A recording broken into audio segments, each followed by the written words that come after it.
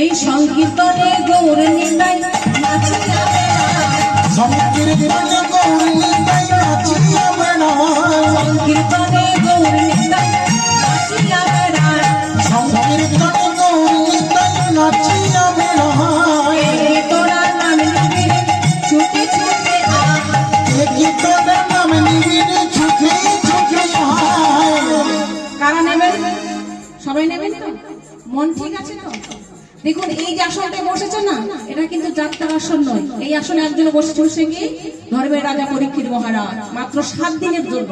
আপনারা তো আসন পাচ্ছেন, তিনি আসনও পেয়েছিলেন না। নদীর ধারে বসে 7 দিন একটানা খাওয়া দাওয়া বন্ধ করে শ্রীমদ ভাগবত আস্বাদন করেছিলেন। আস্বাদন করেছিলেন কে? সুখদেব গোস্বামী করেন।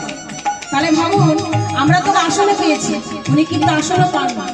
এই জগৎকে উদ্ধার করার জন্য গৌর নিতাই হাতে ধরে পায়ে ধরে নাম দিয়েছে, মারও খেয়েছে, মুসলমানকে উদ্ধার করেছে, কাজী উদ্ধার করেছে, তবু কিন্তু